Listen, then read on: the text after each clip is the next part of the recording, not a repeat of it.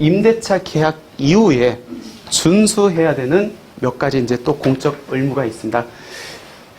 세 가지만 제가 기재를 했는데 요거 말고도 몇 가지가 더 있어요. 이게 이제 핵심 내용이기 때문에 한번 보도록 할게요. 몇 가지 설명하고 이제 쉬도록 할게요. 크게 세 가지입니다. 첫 번째는 임대료 증액 제한 준수 의무입니다. 그리고 의무 임대 기간 준수 의무, 세 번째 임대차 계약 유지 의무입니다. 먼저 임대료 증액 제한 볼까요? 핵심 내용은 두 가지예요. 첫 번째는 임대료 한번 증액하고 나서 1년 내 재증액하지 마라. 그리고 임대료 증액할 때 종전 계약 금액 대비 5% 범위 내에서만 임대료를 인상해라 라는 겁니다. 이거는 임차인의 권리하고 상당히 밀접하게 관련이 돼 있겠네요. 그래서 과태료 자체가 굉장히 셉니다. 최소 500에서 3천만 원까지 있어요. 그만큼 이제 임차인들한테 밀접한 영향을 주기 때문에 과태료 자체가 이제 크다. 그런데 이 임대료 증액 제한이 최근에 더 이슈가 된 건 뭐냐면 이 임대료 증액 제한에 대한 과태료는 그냥 민특법상의 공적 의무에 대한 과태료에 불과했어요. 즉 세제 혜택을 적용받는 데 있어서 이 5% 증액 제한을 준수했는지 안 했는지는 그동안 중요하지 않았었거든요. 근데 임차인에 대한 주거 안정이 사회적 문제로 대두가 되면서 이 임대료 증액 제한이 이제 세법에 이제 들어왔죠. 그래서 2019년 2월 10일 이후에 체결되거나 갱신되는 임대차 계약분부터는 5% 증액 제한을 준수해야 세제 혜택을 적용하겠다는 겁니다. 이 이전까지 따지지는 않겠는데 이때 이후부터는 무조건 5% 준수해라. 그렇지 않으면 세제 혜택 안 주겠다라는 겁니다. 그럼 한번 볼게요. 첫 번째가 뭐였냐면 임대료 증액 후 1년 이내 재증액 청구 불가라는 겁니다. 그러면은 10개월을 임대를 했다가 11개월째에 B라는 새로운 임차가 들어옵니다. 그때 이 임대료를 예를 들어서 보증금을 5천만 원이라고 가정을 할게요. 그러면 5천에서 5% 올려가지고 11개월째 이제 B 임차인 들어왔는데 올릴 수 있느냐의 문제예요. 못 올린다는 거예요. 그러면 이 사람이 10개월 살고 공실이 있다가 새로운 임차인이 들어왔는데 이때부터 공실기간을 포함하는 1년이 경과합니다. 이때 올릴 수 있습니까? 라는 문제예요. 올릴 수 있다. 이때는 가능하다는 겁니다. 공실기간 포함해가지고 1년이 넘으면 가능하다라는 거고, 그러면 이럴 수도 있잖아요. 단기로 계속 났어. 방에 안 나가가지고. A 임차인은 8개월 살고, B 임차인은 6개월 살고, 공실은 없고 그냥 쭉쭉 나갔다 해요. 그리고 C 임차인이 이제 새로 들어왔습니다. 그럼 당연히 A 임차인 다음에 B 임차인이 들어왔었을 때 이 기간이 1년이 경과되지 않았기 때문에 5% 못 올리겠죠. 근데 C 임차인이 들어왔어. 전 임차인만 보면은 1년이 안 돼서 못 올리겠죠. 그럼 계속 못 올리겠네요, 이 사람은. 그래서 이때는 어떻게 해요? 단기 임대 기간을 합해서 1년이 경과됐다고 하면, 즉 앞에 요거랑 요거 합하면 1년이 경과됐네요. 그러면 이 C 임차인의 보증 임대료는 5%를 올릴 수 있다라는 겁니다. 임대료를 그럼 언제부터 올릴 수 있습니까? 라는 문제예요. 민간임대주택법에서 임대료 증액 제한은 최초 임대료까지는 주택 임대사 마음대로 올리래요. 그 최초 임대료 이후에 그때부터 5%만 올리라고 합니다. 그럼 최초 임대료의 개념이 중요하겠네요. 그 최초 임대료가 언제였냐면 임대사업자를 등록한 이후에 도래되는 첫 번째 임대차 계약, 얘가 이제 최초 임대료였습니다. 근데 이게 이제 바뀌죠. 언제? 2019년 10월 24일 날 이제 바뀝니다. 민특법이 개정돼가지고. 그래서 이때 어떻게 바뀌냐면, 이때 이후에 내가 임대사업자 등록을 합니다. 그때 임대차 계약이 체결돼 있다. 얘가 최초 임대료래요. 만약 이때 공실 상태에서 내가 이제 임대사업자 등록을 한다. 그러면은 비교 대상이 없으니까 이거는 임대사업자 등록일 이후에 임대차 계약일이겠죠. 한번 사례를 한번 갖고 볼게요. 분양을 받아가지고 3억이 임대차 계약을 놨습니다. 그리고 내가 임대사업자로 등록을 했어요. 그게 아까 민특법이 개정되기 전에 임대사업자 등록을 했습니다. 이 사람은 최초 임대료가 언제죠? 임대사업자 등록하고 도래되는 첫 번째 임대. 이해네. 그러면 아까 전세 3억에 줬는데 내가 5억으로 놔도 문제 있어요, 없어요? 없어요. 없죠. 최초 임대료니까. 이 다음부터 얘를 기준으로 해서 5% 올리면 됩니다. 근데 내가 임대사업자 등록을 2020년 3월, 즉 민특법이 개정된 이후에 등록을 했다고 가정해 볼게요. 근데 등록 당시에 임대차 계약이 이미 체결돼 있었습니다. 그러면 얘 최초 임대료는 어떻게? 얘가 되는 게 아니고 얘가 된다는 거예요. 여기가 만약 임대차 계약이 없어가지고 공실이었다. 당연히 그러면 얘가 될 수밖에 없겠죠. 근데 얘가 임대차 계약이 체결돼 있는 상태에서 등록을 했고 그 등록일이 2019년 10월 24일 이후기 때문에 이 기존 임대료가 최초 임대료가 돼가지고 얘부터 이제 5%를 올려야 된다라는 겁니다. 여기까지는 그래도 많이 알고 계실 거예요. 이제 문제가 됐던 게 이제 요 분들 아마 대부분 이제 여기에서 이제 문제가 될 건데 아까 분명 19년 10월 24일 이전에 임대주택으로 등록한 사람들의 최초 임대료는 임대사업자를 등록한 이후에 첫 번째 도래하는 임대차 계약이라고 말씀을 드렸습니다. 이렇게 시행되고 있었는데 갑자기 주택임대차 보호법이 이제 개정이 되죠. 그러면서 계약갱신 청구권이 도입이 됩니다. 내용은 뭐냐면 임차인은 임대차 계약기간 종료 후 2개월 전까지 계약갱신 청구권을 행사할 수 있대요. 그렇게 임차인이 나 이제 계약갱신 청구권 행사하겠어 라고 하면은 임대인은 직접 들어가서 살지 않는 이상 거절할 수가 없습니다. 딱 한 번 쓸 수 있거든요. 그럼 임대인이 할 수 있는 거라고는 직전 임대료를 기준으로 해서 5%밖에 증액 청구를 못합니다. 근데 이렇게 개정된 주택임대차보호법 계약갱신 청구권 때문에 이제 민특법하고 이제 최초 임대료하고 이제 서로 괴리가 발생합니다. 무슨 얘기냐면 볼게요. 이때 전세 3억으로 썼는데 임대주택 등록을 2019년 8월 20일, 즉 아까 2019년 10월 23일 이전에 등록을 했습니다. 그렇게 되면은 최초 임대료는 언제요? 얘가 2년 후에 계약 갱신되는 요때겠네요. 요때는 나는 3억이지만 5억으로 올려도 돼요, 안 돼요? 가능했죠? 근데 주택임대차보호법이 이제 2020년 7월 30일 날 시행이 됩니다. 근데 임차인이 저 2년 더 살래요 라고 했어요. 그러면 주택임대차보호법에 의할 때는 이후에 갱신되는 임대료는 몇 프로? 5%밖에 못 올리래요. 그럼 나는 민특법상 주택임대사업자인데 주택임대차보호법을 적용받습니까? 만약 민간임대주택법을 적용받는다고 하면 최초 임대료에 해당해서 5% 초과해서 증액이 가능한데 주택임대차보호법을 적용받는다고 하면은 종전 임대차 계약 대비해서 5%밖에 못 올린다는 또 문제가 발생하거든요. 여기에 이제 논란이 많았었죠. 근데 법제처에서는 어떻게 해석을 했죠? 2019년 10월 24일 이후에 갱신되는 임대차 계약에 따른 임대료가 최초의 임대료가 되는 경우라 하더라도 주택임대차보호법에 따른 증액 제한이 적용된다. 그럼 어떻게 돼요? 우리는 못 올린다는 얘기예요. 그럼 결론은 뭐죠? 임차인이 계약갱신 요구권을 행사하면은 주택임대차보호법을 적용받고 우리는 민특법 대상이지만 적용받고 5% 이제 못 올리는 거고 다행히도 고맙게도 임차인이 계약갱신 요구권을 행사하지 않았다라고 하면은 나는 민간임대주택법을 이제 따라가는 거니까 5%를 초과해서 증액 제한을 이제 할 수 있다라는 이렇게 결론이 이렇게 나오는 겁니다. 그래서 이제 항상 그 최초 임대료 대상자, 특히 2019년 10월 24일 이전에 이제 임대사업 등록한 사람들은 한번 이제 임차인 계약갱신 요구권 행사 여부에 따라서 내가 임대료를 올릴 수 있는지 그 여부가 좀 달라진다라고 이렇게 보시면 될 것 같고 최근에 또 많이 물어보는 게 1년 단위로 왜냐면 2년으로 이렇게 하다 보니까 보통 2년으로 하다 보니까 5%를 올릴 수 있는 텀이 2년에 한 번밖에 안 되잖아요. 그러니까 머리를 써가지고 1년씩 계약하면은 그래도 조금이나마 더 올릴 수 있지 않습니까? 해서 1년 단위로 임대차 계약이 유효한지 많이 질문을 하세요.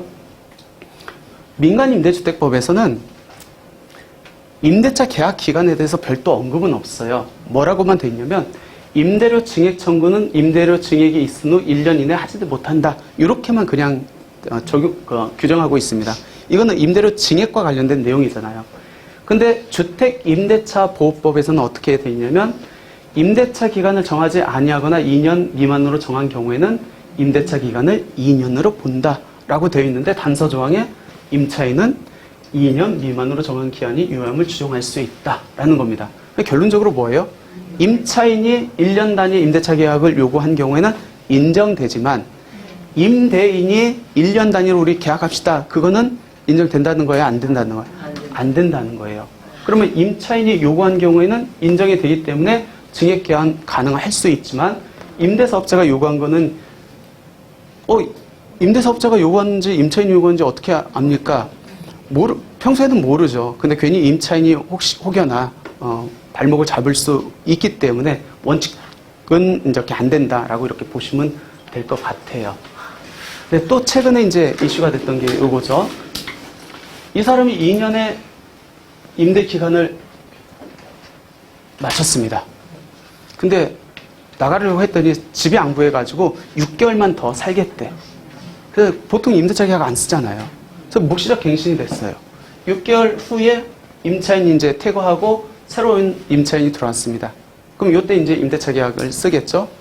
그러면 원칙적으로 묵시적 갱신이라는 것은 새로운 임대차 계약으로 보는 게 맞겠죠? 그러면 이걸 새로운 임대차 계약으로 본다 하면은 6개월 이후 있다가 새로 들어옵니다. 그러면 1년 넘었어요? 안 넘었어요? 그러면 이때 이 사람 임대차 계약 금액 대비 5% 올릴 수 있을까요? 없을까요? 이제 그 문제예요. 그 문제. 여기에 대해서 이제 이견이 이제 두 가지가 있죠. 첫 번째, 묵시적 갱신은 기존 임대차 조건을 그대로 승계하는 새로운 임대차 계약으로 보므로 1년 이내 임차인이 퇴거하면 종전 임대차 계약 종료 후 1년 이내 재계약한 것에 해당하여 5% 증액 제한 불가하다라는 이제 갑설하고, 아니다. 저거는 형식상 묵시적 갱신이고 기존 계약의 일시적 연장에 해당하는 걸로 봐야 된다. 그렇게 되면은 이게 요 기간이 아니고 여태까지 그냥 하나의 그 임대차 계약으로 봐야 되기 때문에 얘는 당연히 5%를 증액 가능하다라는 이제 의설이 있습니다. 근데 좀 안정적으로 나중에 다툼을 이렇게 잠재우기 위해서는 묵시적 갱신이 된 이후에 단기 임대 시에도 그냥 올려가지고 설령 내가 임대료를 받지 않더라도 계약서를 써놓는 게 조금 안정적이지 않을까라는 의견입니다. 여기까지가 이제 임대료 증액 제한과 관련된 내용이고, 이번에는 의무임대 기간 한번 보도록 하겠습니다. 임대사업자로 등록하면은 법에서 정한 의무임대 기간까지 이제 내가 그 기간을 충족을 해야 됩니다. 근데 그 기간이 개인마다 다 달라요. 왜 그러냐면 언제 임대 등록을 했고 어떤 유형으로 임대사업자로 등록했는지에 따라서 5년이 될 수도 있고 10년이 될 수도 있고 4년이 될 수도 있고 8년이 될 수 있기 때문에 그렇습니다. 근데 중요한 거는 이 의무임대기간을 준수하지 않으면은 한 채당 3천만 원의 과태료가 부과됩니다.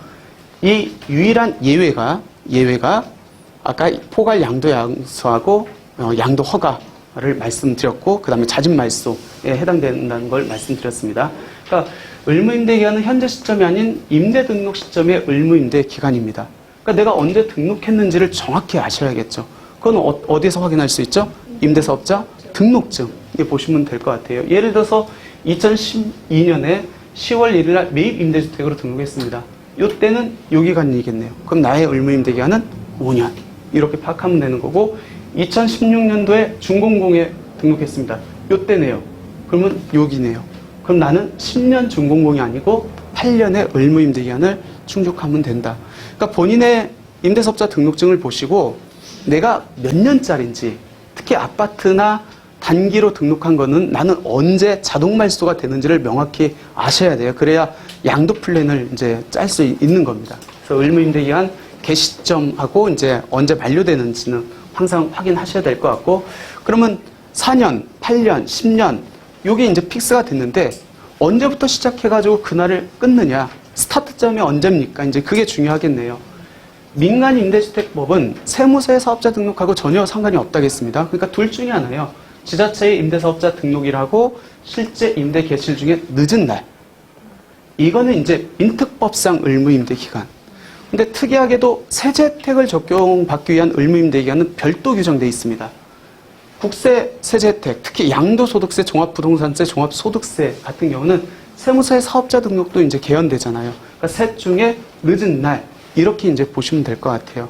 그러니까 민특법의 의무임대 기한을 의미하는지 항상 세법상 세제 혜택을 적용받기 위한 의무임대 기한을 얘기를 하는지에 따라서 서로 얘기가 기산점이 이렇게 다를 수 있다라고 보시면 될 것 같고, 이걸 준수하지 않으면 이제 3천만 원의 과태료가 적용된다라는 겁니다.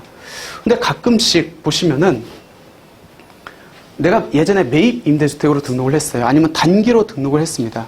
근데 중간에 장기로 전환하면 좋다고 해가지고 바꾼 사람들이 있어요. 그때 그러면 의무임대기간이 어떻게 기산됩니까? 라는 건데, 이것도 언제 바꿨는지에 따라서 얘기가 달라요. 내가 2017년 9월 18일 이전에 이때 바꿨다라고 하면은 임대한 기간의 50%, 5년을 한도로 해서 바꿀 수 있습니다. 아마 여기에 해당하는 분들이 많이 있을 거예요.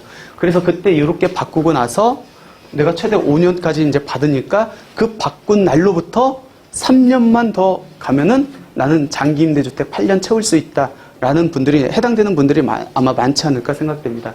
근데 이때 이후부터는 이 전환 인정되는 임대 기간이 이제 달리 개정됩니다. 어떻게 되냐면, 의무임대기간 경과 전에 바꿨다. 그러면 경과되기 전에 기산된 임대기간을 그대로 흡수를 합니다. 예를 들어가지고 4년으로 등록을 했어요. 3년째 바꿨습니다. 그럼 3년을 그대로 가가지고 나는 8년으로 전환했다고 하면은 앞으로 5년만 더 하면 돼요. 근데 내가 4년짜리로 등록했는데 예전에는 자동 말소가 아니었기 때문에 5년 채우고 전환을 했어요. 그럼 나는 어떻게 된다는 거죠? 5년 했기 때문에 3년을 더 하는 게 아니고 이제 의무 임대 기간까지만 인정을 해줘요. 그러니까 5년 했다 할지라도 단기의 의무 임대 기간이 4년이었기 때문에 나는 이때 전환 후에 4년을 더 해야 8년을 충족할 수 있다라는 겁니다. 이해되세요? 네.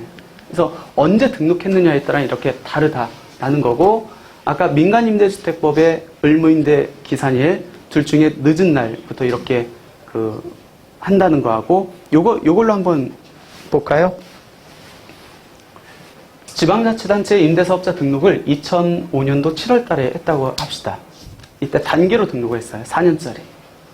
그리고 실제 임대 개시는 2015년도 1월 1일 날 했습니다. 그러니까 실제 임대 중인 물건을 조금 있다가 이제 임대사업자로 등록한 거죠.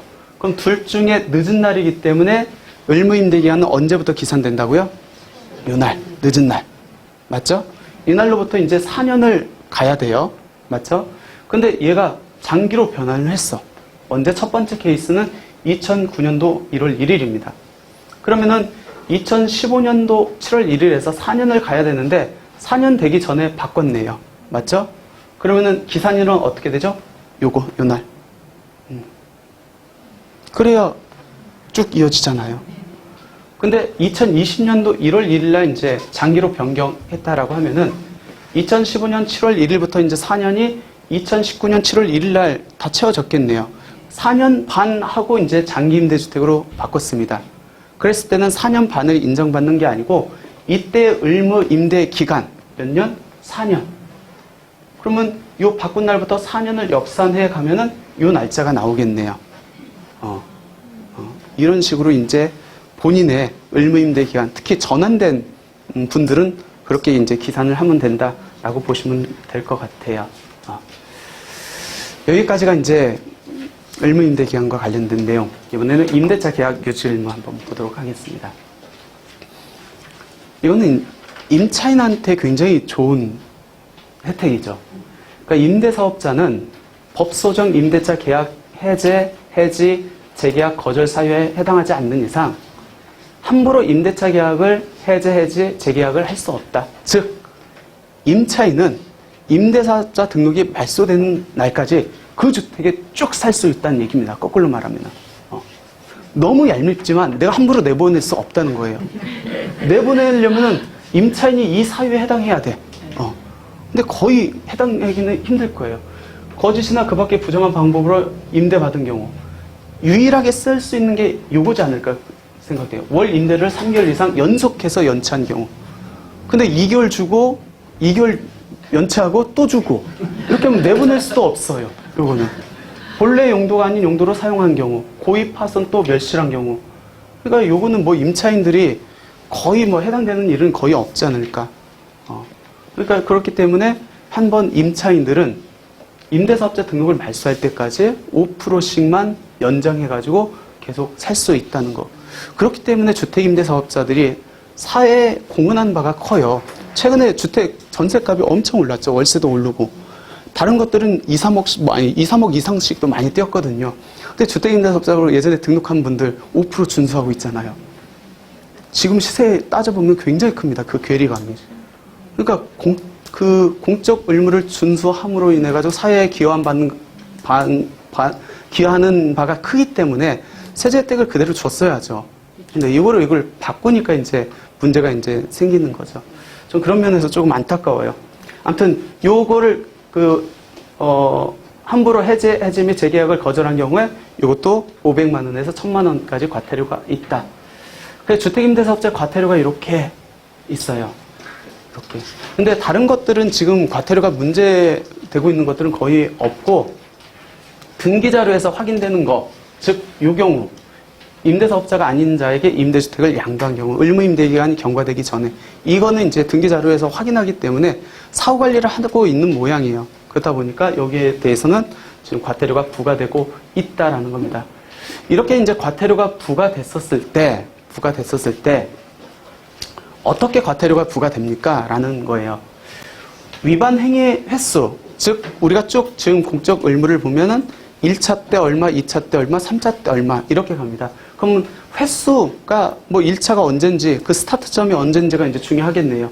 위반 행위의 횟수에 따른 과태료의 부과 기준은 최근 1년과 같은 위반 행위로 과태료를 부과받은 경우에 적용된다. 그럼 내가 지금까지 한 번도 안 받았다.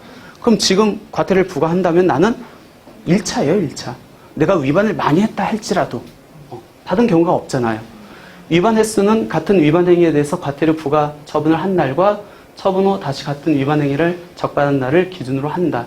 그리고 유일하게 임대주택당 과태료가 부과되는 경우가 임대주택을 의무임대기간에 양도한 경우. 그리고 두 개가 같이 경합될 수가 있죠. 예를 들어서 내가 임대차 계약 신고도 안 하고 표준 임대차 계약서도 첨부를 안 했어요. 그럼 두 개가 경합되죠? 두 개 다 적용받습니까? 그렇지 않고 위반 행위가 둘 이상인 경우에는 부과 금액이 많은 과태료를 부과한다. 하나만 이렇게 적용받는다라는 겁니다. 그럼 어찌됐든 과태료가 부과됐어. 깎아줄 수 있습니까? 깎아주는 사유가 여기 기재되어 있어요.